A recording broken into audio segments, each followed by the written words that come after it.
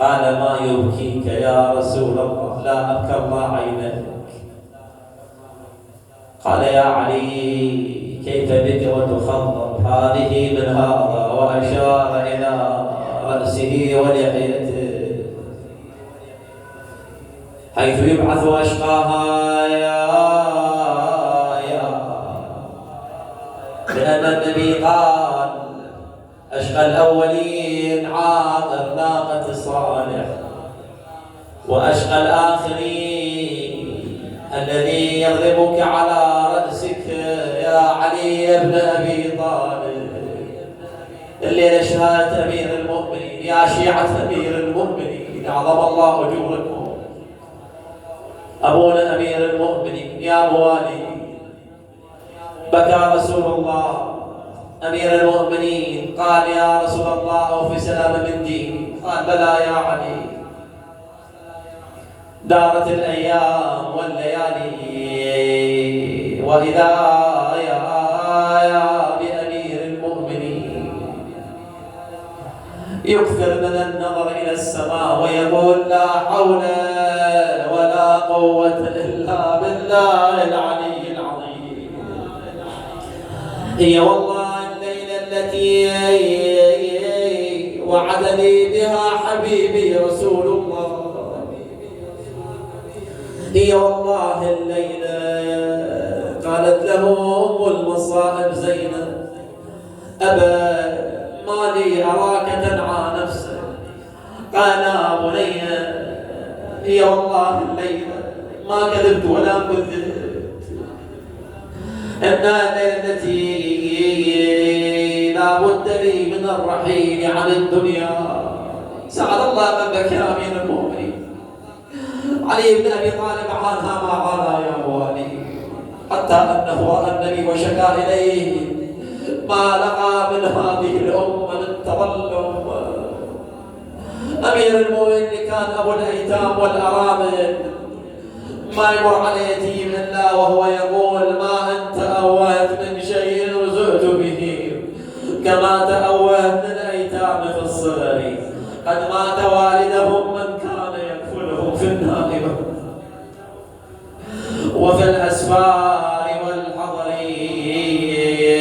مرت عليكم ليلة جرح أمير المؤمنين لما ضرب الإمام على هامته، نادى جبرائيل بين السماء والأرض: تهدمت والله أركان الهدى، انفصمت العروة الوثقى، قتل ابن عم المصطفى يا قتل علي المرتضى، قتله أشقى الأشقياء.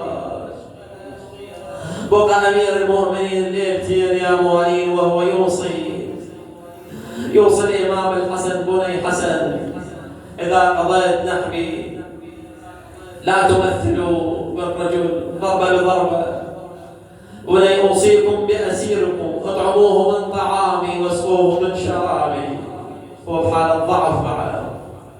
سيدي يا أمير المؤمنين أنت بأي حال وتوصي حتى بقاتلك؟ ما أكبر قلبك يا علي بن أبي طالب. قال: وأمير المؤمنين ينظر إلى أولاده تكاد أرواحهم تزهق يا موالين. فأخذ يوصي الإمام الحسن والحسين، قال: أوصيكما بتقوى الله، وأن لا تبغي الدنيا وأن بغتكما، ولا تأسفا على شيء زوي عنكما، وقولا للحق واعملا للأجر، وكونا للظالم خصما وللمظلوم عونا. الله الله بالقرآن فلا يسبقكم إلى العمل به غيركم. سيدي أنت يا حال يا أبا الحسن مضروب على هامتك سيدي، لحظات تفارق الدنيا توصل القرآن. نعم هذا أهل البيت. الله الله في صيام شهر رمضان، الله الله بحج بيت ربكم، الله الله بصلاح ذات بينكم، الله الله بالأيتام فلا تغضوا أفواههم، ولا يضيع بحضرتكم. الله الله بذرية نبيكم. هذا والإمام عرق جبينه،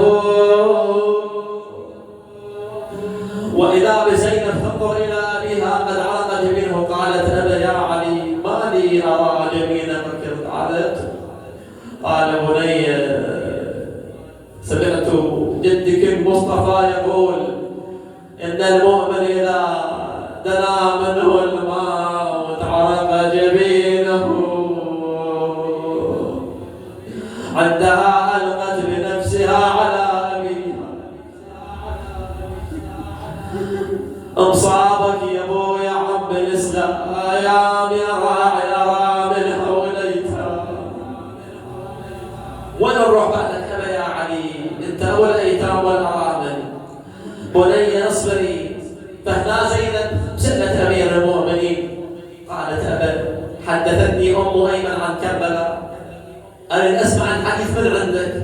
قال بني الحديث كما حدثتك أم أيمن. كيف بك وتركبين على بعير ضالع وتسقين من بلد إلى بلد. لوجدك يا زينب، وليس معك لا من معين ولا محامي ولا من ناصر. عندها التفت للحسن بني حسن كيف وتسقى من ذلك السوء. وأما أنت يا أبا عبد الله فشهيد هذه الأمة. اصبر يا أبا عبد الله فسوف تذبح من الوريد إلى الوريد. هذا والإمام عرق جبينه وسكن أنينا أسفل يديه مد رجليه يا شيعة أمير المؤمنين. أسفل يديه مد رجليه وغمض عينيه وفاضت روحه الطاهرة. أين المنادي وإماما؟ أيوا علي بعيد البدا يا حارس الدين يا من فنرامل والمساكين. الله يرحم دموعكم. يا من فنرامل والمساكين من بعدك يا ابويا وجوهنا يا عيد الأظلم عن المسلمين. أمصامك يا ابويا عم الإسلام يا راعي أرى منها وليتها. كنا بفرايح والفرح ما لا يا أنبي نشعر من دولا بنية. لما جاءوا إلى أمير المؤمنين يا موالين يا شيعة الزهراء التفوا حول أهل بيته وكلهم ينادي وأبتا وعليا ومصيبتنا بعد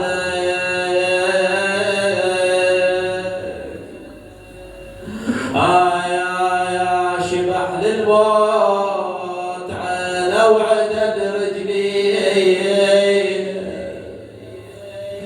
وأولاد وعمام داروا علي.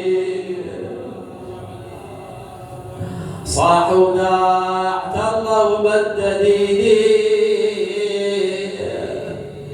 وقضت روح العزيزة وغمض العين. بجد زينب ونادت يا ابو مدن سيدي يا ابا الحسن ايتامك يا علي الليله. بجد زينب ونادت يا ابو مدن يا سور الحمى وعزله وعمدنا يا ابو الحسين من تدللتنا من عقبك يا ابويا تهدم الدين. عقب ما